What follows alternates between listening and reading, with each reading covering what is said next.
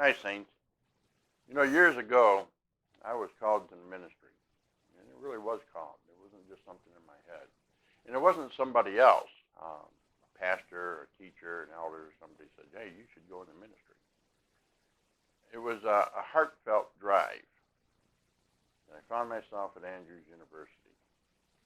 And just about the time I got there, all my doubt, all that Satan had laid upon me, took root. I was an extreme introvert at the time, and I know that people who see me today are surprised at that. But you got to remember, that's been many, many years ago. And as an extreme introvert, I was not one who was always putting himself out in the public. I wasn't as gregarious. And I was questioning my calling.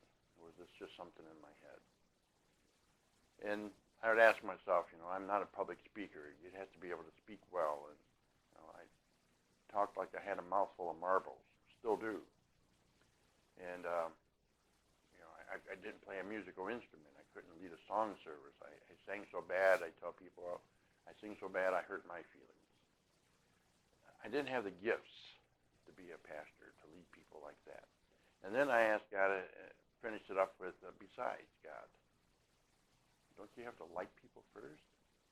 It wasn't that I didn't like people, but I knew that to be a pastor, you had to have the heart for people that Jesus had. And I knew I couldn't live up to that. And so I ran from my calling for 22 years. It was not like Jonah. Jonah ran away because he believed God. He knew God would forgive those in the right. He didn't want them forgiven. And so he went the other way. Me, I ran away because of unbelief.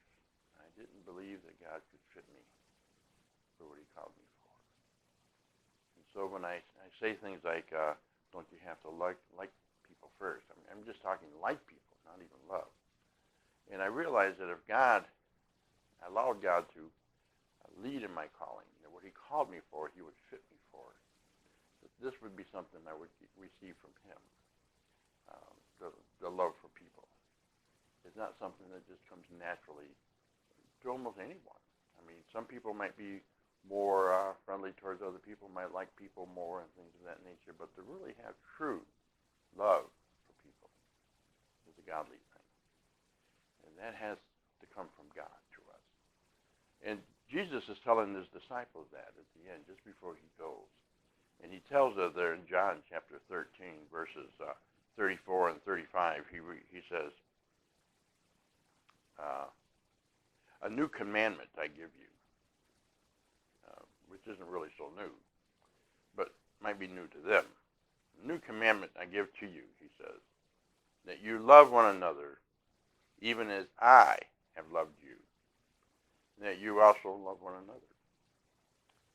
By this, all men will know that you are my disciples, if you have love for one another.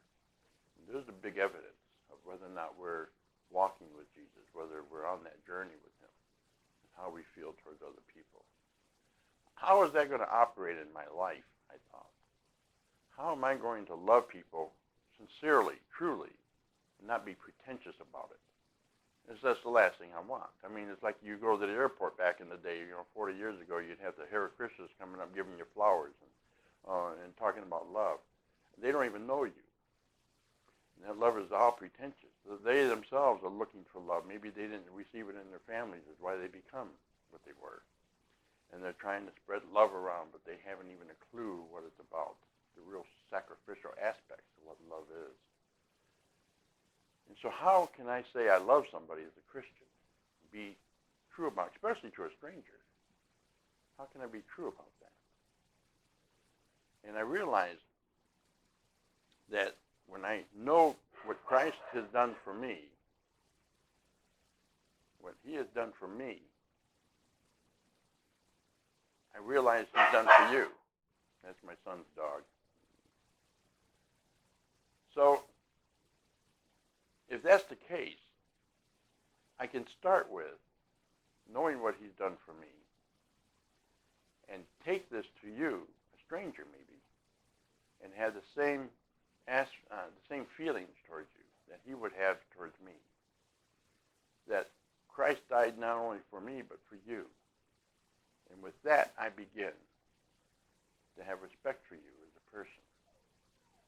That Jesus loved you and died for you. And begin with that regard. That seed that is in me grows. And I can begin to have genuine love for you. Not my love, his love, which is operating through me. And so we have to begin with these small steps and let God's love really come into our heart to be able to express it to others. It's not something that we have to generate first in order to be Christians, in order to be in relationship. But we let that love grow in us. And those of you who are hearing this may have been around for a long time as followers of Christ may know well what I'm talking about and how you feel towards people. And even people that don't deserve it, because we certainly didn't, did we? But that doesn't excuse what we are. But we know that the love of God pours forth to restore and redeem us. That should be an identifying mark of his people. It certainly isn't perfect, but there should be signs of it happening where it says there, these people are on a journey. These people are following Jesus. These are his people. Put that into your life. Think about that and how you react to other people. Those are outside of the realm of Christ. Do you judge them because they're not with Christ? And that you are superior?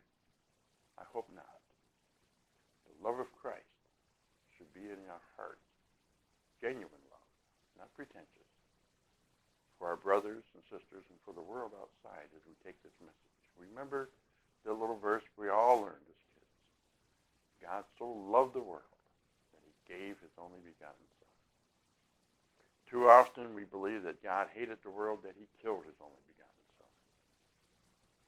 But no, he loves the world. He wants us to be restored. And in that he gave us the gift of life through the blood of Christ. His love for us is the example. His love for us is the power and spirit that flows through us. It gives us the capability to grow and to love others. When you go out today, keep that in mind. Have the love of Christ in your heart. Be willing and ready to share that